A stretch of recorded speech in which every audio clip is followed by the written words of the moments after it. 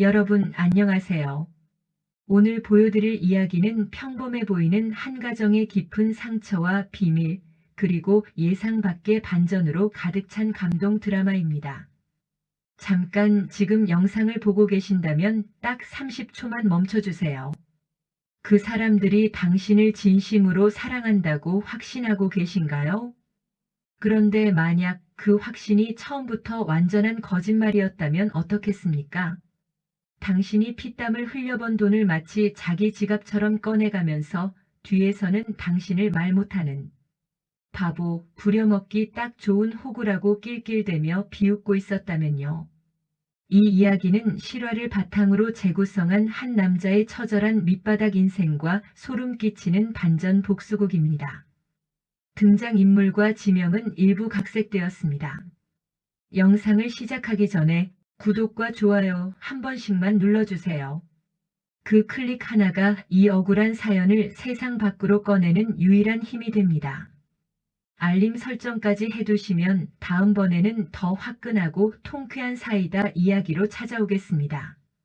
자, 이제 충청도 어느 깊은 산골짜기에서 시작된 지옥 같은 그날의 기록을 펼칩니다.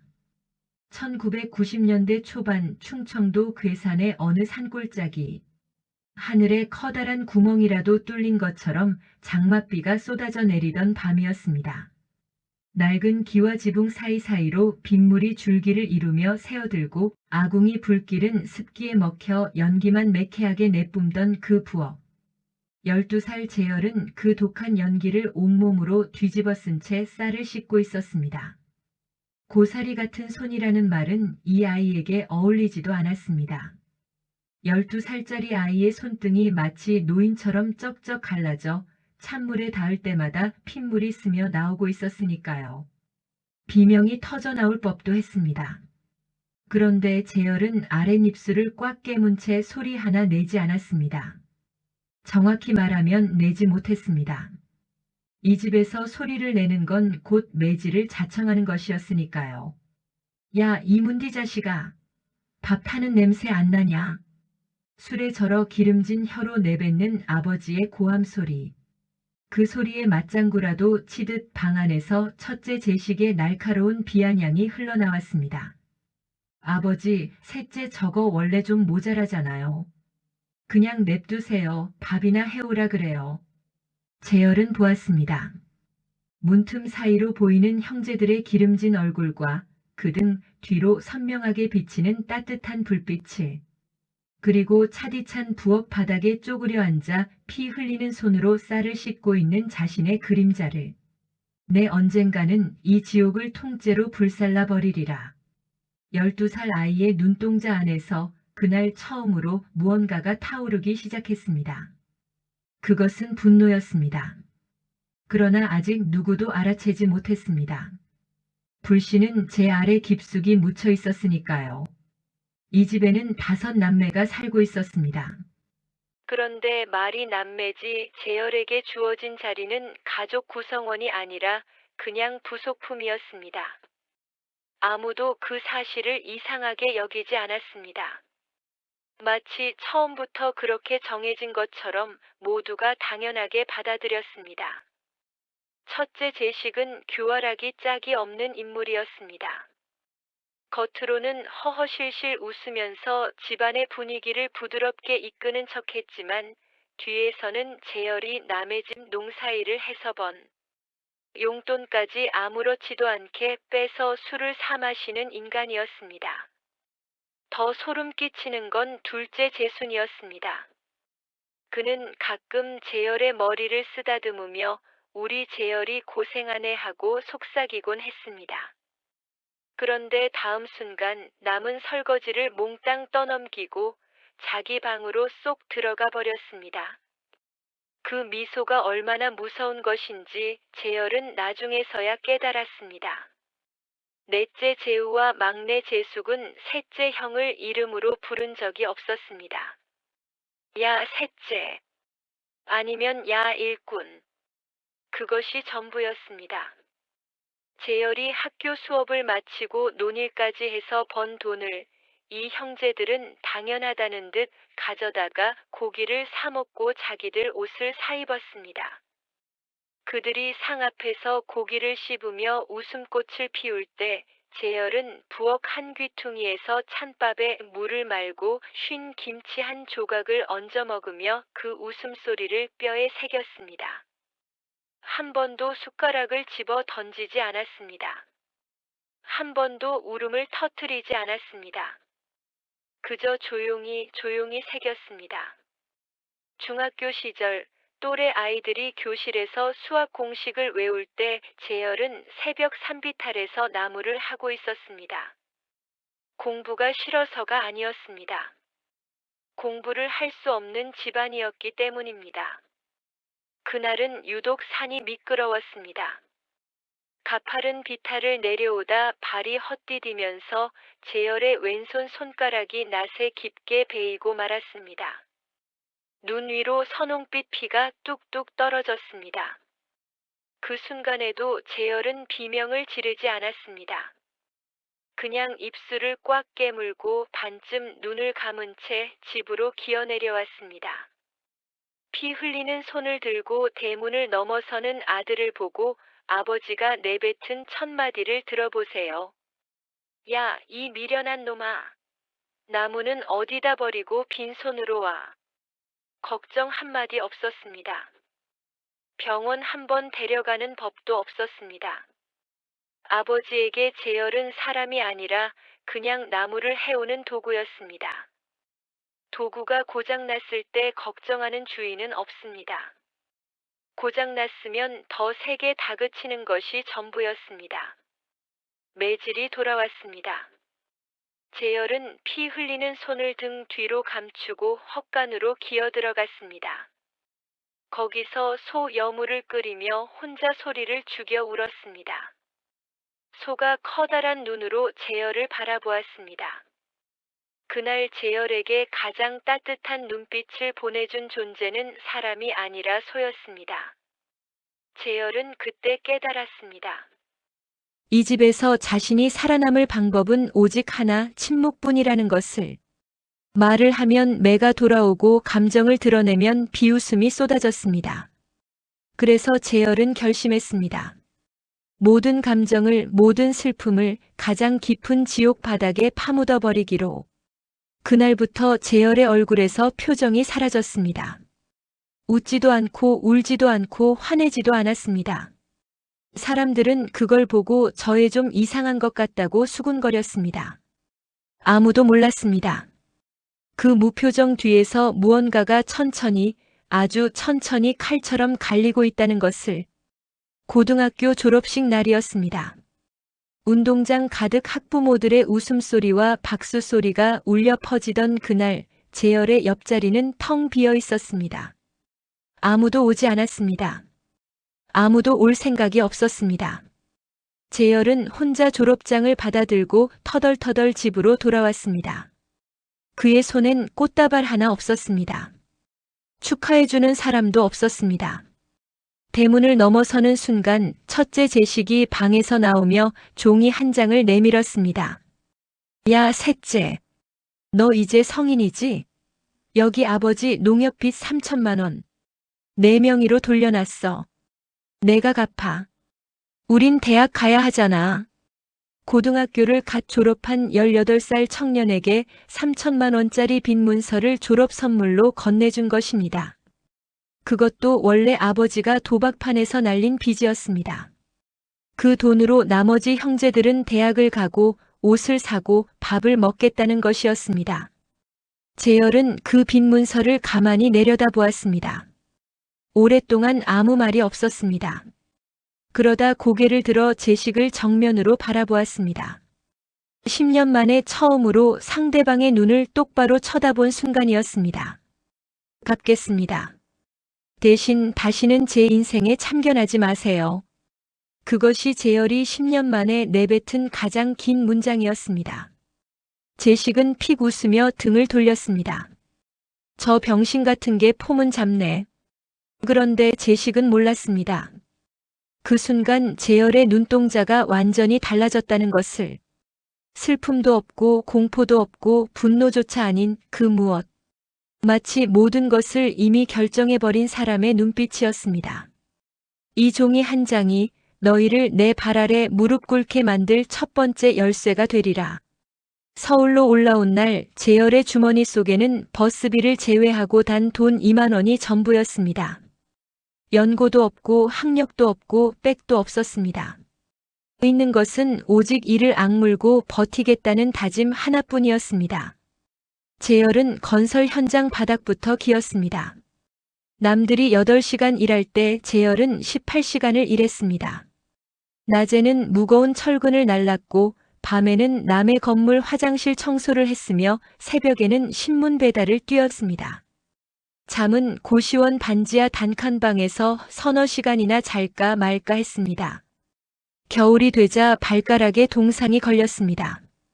살점이 썩어 들어가는 냄새가 났지만 병원에 갈 돈도 시간도 없었습니다. 재열은 혼자 뜨거운 물에 발을 담그고 칼로 그 썩은 살점을 도려내며 버텼습니다. 비명소리는 시멘트 벽에 흡수되어 사라졌습니다. 누구도 들어주는 사람이 없었습니다. 그렇게 피땀 흘리며 번 돈이 재열의 입으로 들어가는 몫은 하루 컵라면 1개가 전부였습니다. 나머지는 전부 고향으로 송금했습니다. 그 인간들이 전화를 해댔으니까요. 전화 첫째 제식. 야, 이번 달 이자가 부족해. 더 붙여. 전화 막내 재숙. 오빠, 나 가방 사야 해.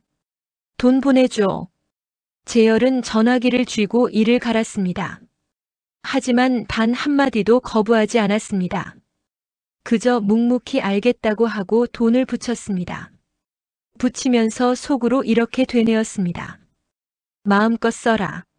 마음껏. 그 돈 한 푼 한 푼이 너희 목을 조를 밧줄이 될 때까지 기꺼이 부어주마. 재열이 30살이 되던 해 마침내 그 3천만 원을 전액 상환했습니다. 12년이 걸렸습니다.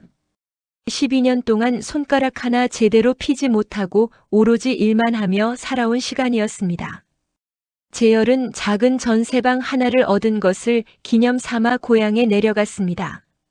서울 시내 통닭집에서 통닭 3마리를 사들고 나름의 금이환향이라고 생각하면서요. 하지만 대문 바로 앞에서 걸음이 딱 멈추었습니다. 방 안에서 웃음소리가 흘러나오고 있었습니다.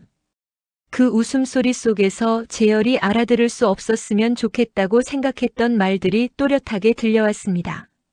첫째 제식은 방 안에서 야, 셋째 그거 진짜 호구 아니냐? 그 빚이 원래 아버지가 도박으로 날린 건데 걔가 다 갚았다고. 그러게. 걔는 좀 때리고 부려먹어야 돈이 나와. 이번엔 엄마 아프다고 뻥 좀 쳐서 500만 원은 뜯어낼 수 있지 않겠어? 재열은 손에 든 통닭 봉지를 그 자리에서 떨어뜨렸습니다.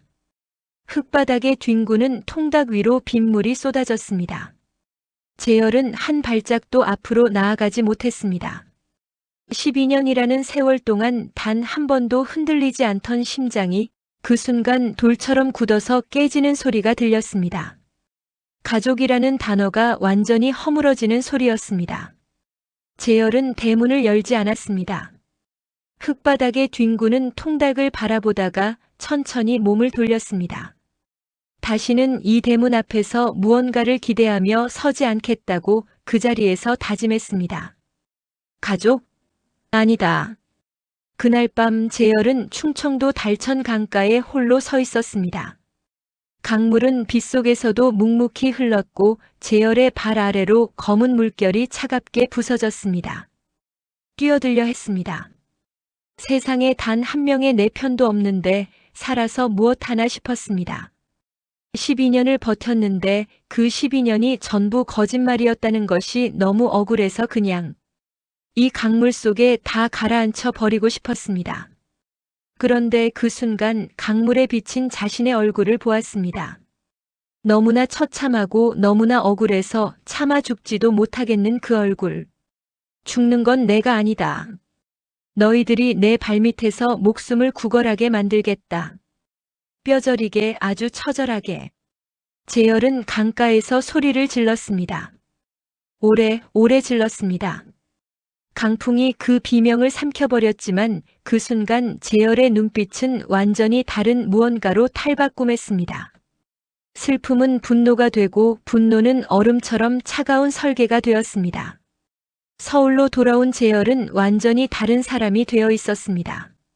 낮에는 여전히 공사 현장을 뛰었습니다. 하지만 밤이 되면 재열은 동네 공공도서관 가장 구석진 자리에 자리를 잡고 앉아 책을 펼쳤습니다. 법률, 회계, 부동산, 주식, 기업법, 세법. 재열이 읽는 책들은 지식이 아니었습니다. 그것들은 복수를 위한 무기였습니다. 단어 하나하나를 씹어 삼키듯 공부하며 남들이 보지 못하는 돈의 흐름을 읽기 시작했습니다. 1년, 2년, 3년.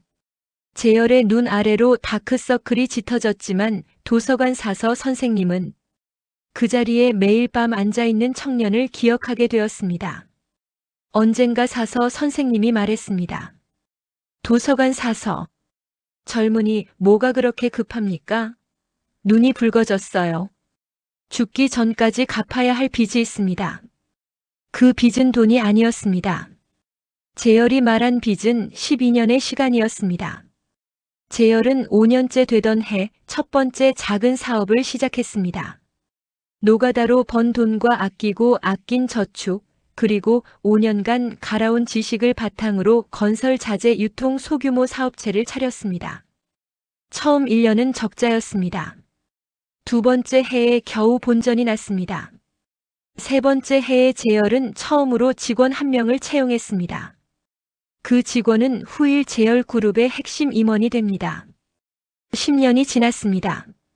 그리고 또 10년이 지났습니다. 세상에 소음처럼 떠도는 성공 신화들과 달리 재열의 이야기는 철저히 비공개였습니다. 화려한 인터뷰도 자서전도 SNS 인플루언서 포스팅도 없었습니다. 재열은 오직 일했고 배웠고 넓혀 나갔습니다.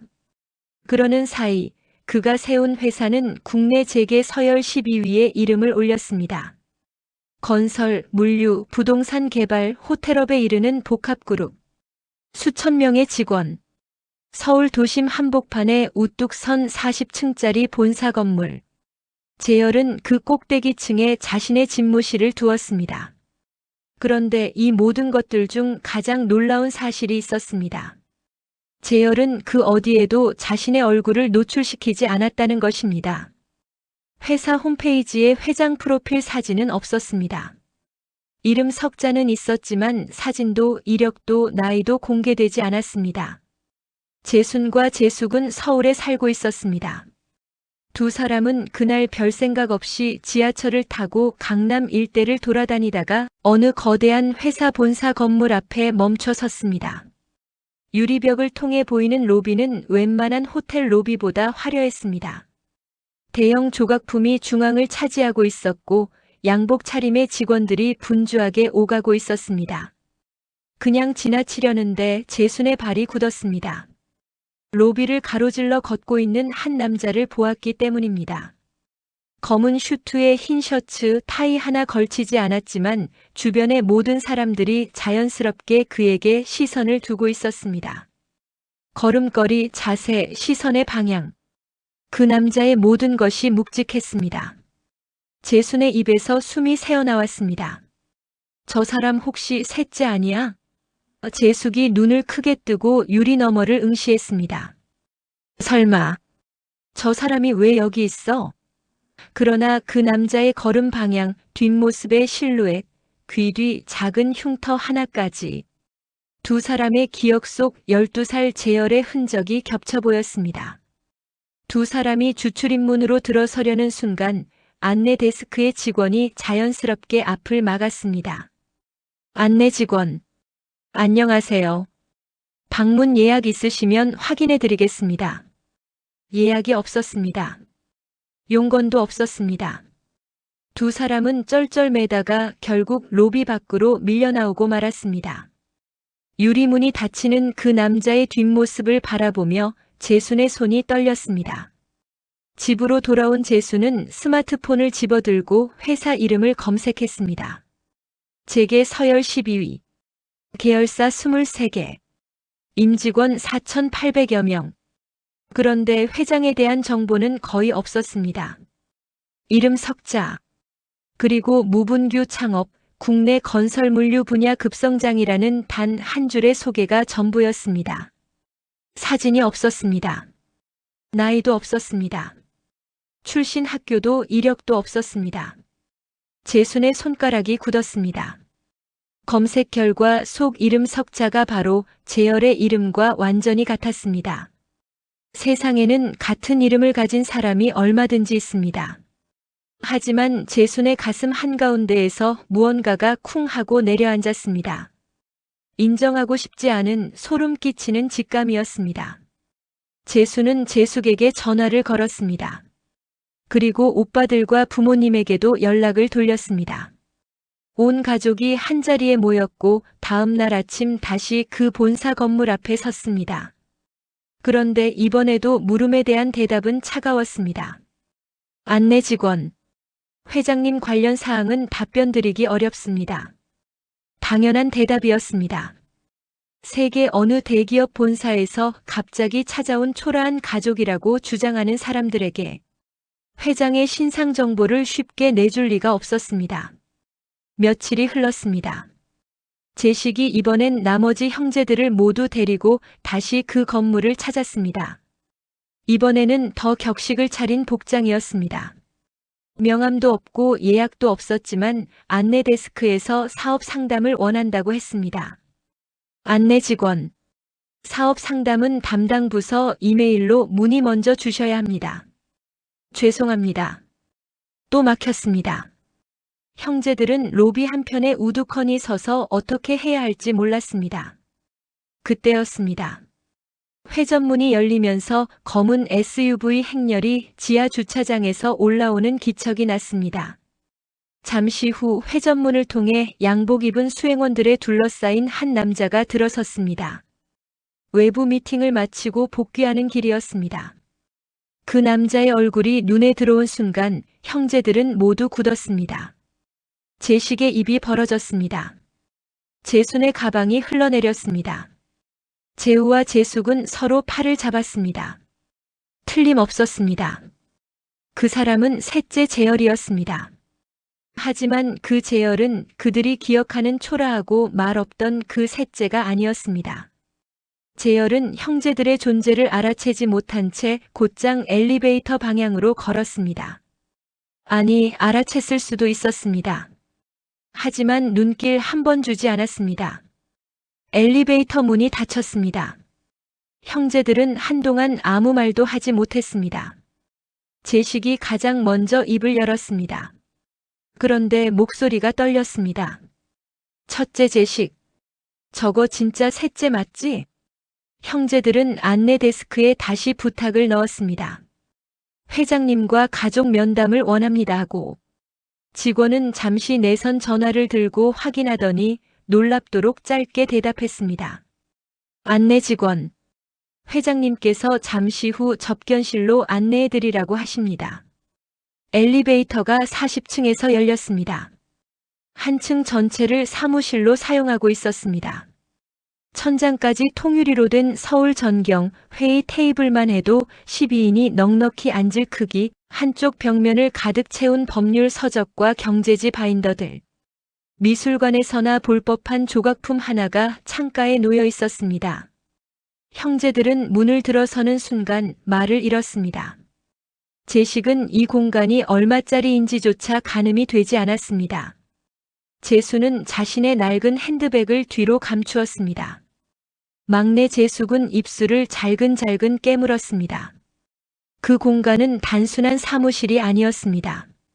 한 사람의 20년짜리 복수가 완성된 무대였습니다. 잠시 후 안쪽 별실 문이 열렸습니다. 재열이 들어왔습니다. 바이어와의 미팅을 막 마치고 온 그의 차림은 흐트러진 데가 없었습니다. 서류를 한 손에 든 채 걸음이 흔들리지 않았고 표정에는 어떤 감정도 드러나 있지 않았습니다. 그 눈빛은 차가웠습니다. 아니, 차가운 게 아니라 아예 없는 것 같았습니다. 감정이라는 것이 완전히 제거된 오직 판단만 남은 눈빛이었습니다. 제식은 형제 중 가장 먼저 일어서려 했습니다. 그런데 다리에 힘이 들어가지 않았습니다. 앉은 채로 재열의 눈을 마주쳤고 곧장 시선을 내리깔았습니다. 어렸을 때 이 셋째에게 병신 같은 게 폼 잡내라고 말하던 그 입이 한마디도 나오지 않았습니다. 재열은 담담하게 오랜만이네요. 다들 잘 지냈습니까? 형제들은 아무도 대답하지 못했습니다. 재열은 그 자리에서 오래 있지 않았습니다. 5분도 채 되지 않아 비서가 회의실 문을 두드렸습니다. 회장님, 3시 컨퍼런스 콜 5분 전입니다. 재열은 형제들을 향해 고개를 한번 끄덕였습니다. 시간이 촉박하네요. 비서실에서 날짜 잡아 연락드릴 겁니다. 그리고 자리에서 일어나 사무실 안쪽으로 사라졌습니다. 형제들은 엘리베이터 안에서, 지하 로비에서, 그리고 건물 밖 인도에서도 한동안 아무 말을 하지 못했습니다. 차를 타고서야 겨우 말문이 트였습니다. 둘째 재순. 저게 진짜 셋째야? 저게 우리 셋째 맞아? 첫째 제식. 맞아. 제식의 목소리에서 예전의 날이 사라져 있었습니다. 남은 건 낮고 무거운 한마디뿐이었습니다. 사흘이 지난 오후 형제들 각자의 전화기에 문자 한 통이 날아왔습니다. 발신인은 그룹 비서실이었습니다. 비서실 문자. 회장님께서 이번 금요일 저녁 7시 가족분들과의 식사 자리를 마련하셨습니다. 장소는 호텔 40층 스카이 다이닝룸입니다. 드레스 코드 세미 포멀. 형제들은 그 문자를 보고 서로에게 전화를 돌렸습니다. 어머니와 아버지에게도 연락이 갔습니다. 온 가족이 처음으로 마치 중요한 행사에 초대받은 사람들처럼 옷을 차려입었습니다. 금요일 저녁 강남 한복판에 우뚝 선 그 호텔 앞에 가족들이 모였습니다. 호텔 정문에서 유니폼을 갖춰 입은 도어맨이 문을 열어주었습니다. 로비에 들어서는 순간 어머니가 멈췄습니다. 그리고 중얼거렸습니다. 이런 데는 TV에서밖에 못 봤는데. 높은 천장에서 쏟아지는 샹들리에 빛, 발걸음 소리를 삼켜버리는 두꺼운 카펫, 나지막하게 흐르는 피아노 선율. 형제들은 어디에 시선을 두어야 할지 몰라 서로의 눈치만 살폈습니다. 40층 스카이 다이닝룸으로 안내를 받았습니다. 서울 야경이 360도로 펼쳐지는 통유리 창 테이블 위에는 이름 카드가 하나씩 놓여 있었고 소믈리에가 미리 준비해둔 와인이 이미 거치대 위에 올라와 있었습니다. 재순이 입구 쪽에서 직원에게 조용히 물었습니다. 혹시 이 호텔도 저희 회장님 회사에서 운영하는 건가요? 네, 이 호텔은 그룹 소속이고 회장님 개인 소유 자산입니다. 재순의 얼굴이 굳었습니다. 그리고 형제들 쪽으로 돌아서서 귀에 대고 속삭였습니다. 이 호텔도 셋째 거야. 그 말이 퍼지는데 3초도 걸리지 않았습니다. 제식, 재우, 재숙. 모두의 눈이 커졌습니다. 어머니는 손으로 입을 가렸습니다. 아버지는 고개를 숙인 채 손만 바라보았습니다. 그들이 앉아있는 이 의자도 마시게 될 이 와인도 바라보는 이 야경도 전부 그 초라하고 말없던 셋째의 것이었습니다. 12살의 찬물에 손을 담그며 쌀을 씻던 그 아이의 것이었습니다. 재열은 7시 정각에 나타났습니다.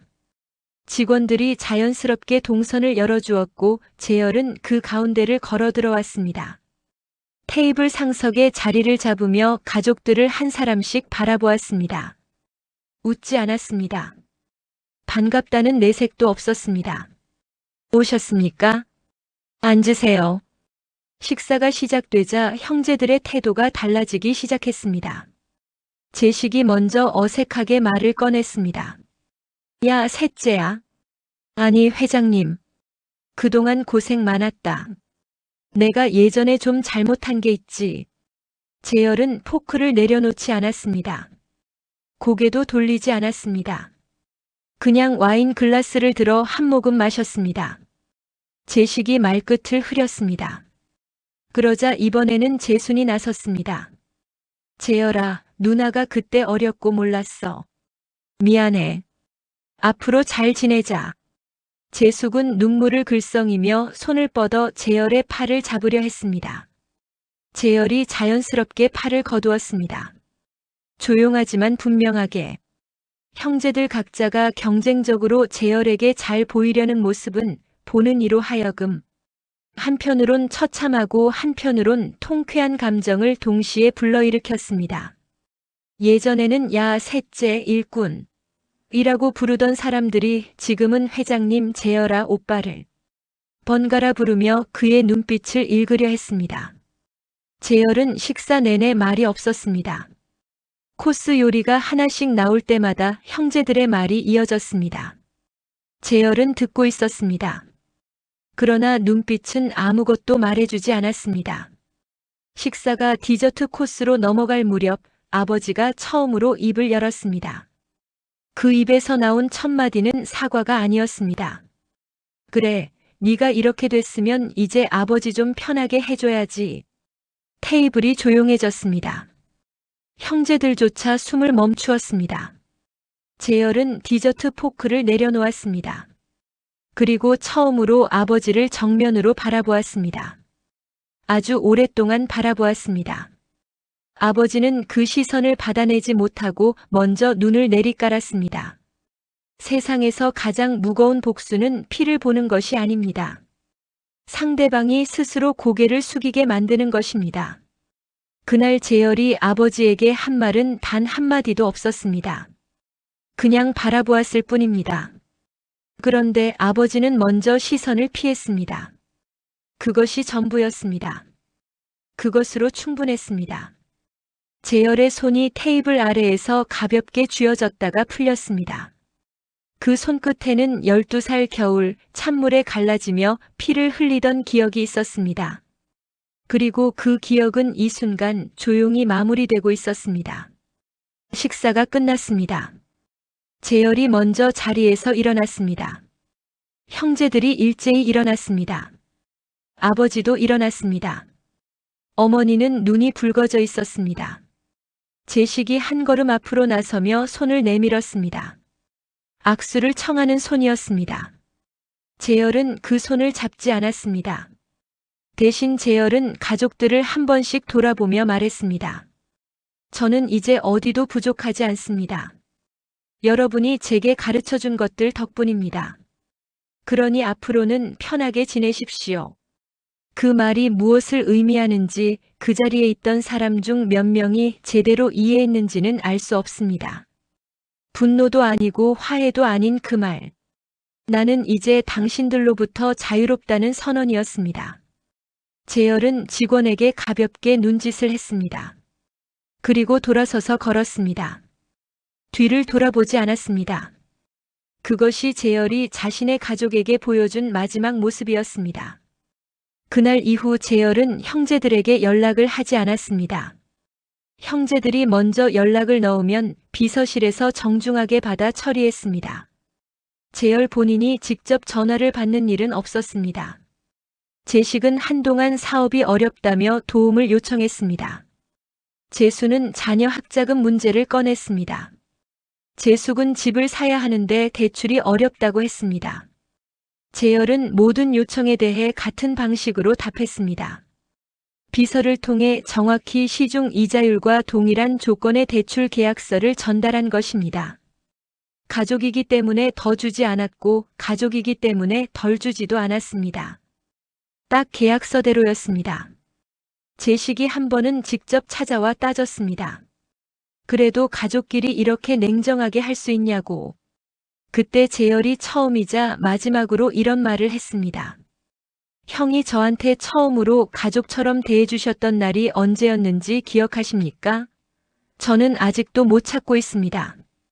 제식은 아무 말도 하지 못하고 돌아갔습니다. 세상 사람들은 복수를 이렇게 상상합니다. 불꽃 튀기는 대결, 눈물의 폭로, 드라마 같은 절규. 그런데 재열의 복수는 달랐습니다. 그는 화내지 않았습니다. 눈물도 보이지 않았습니다. 무릎을 꿇으라고 말하지도 않았습니다. 그저 살아 있었습니다. 그저 높아졌습니다. 그리고 그들이 고개를 들어 올려다볼 수밖에 없는 자리에 조용히 앉아 있었습니다. 세상에서 가장 소름 끼치는 복수는 상대방이 평생 잊지 못하게 살아있는 것이다. 영상을 끝까지 시청해 주셔서 감사합니다. 이 이야기가 마음에 남으셨다면 구독과 좋아요로 응원해 주세요.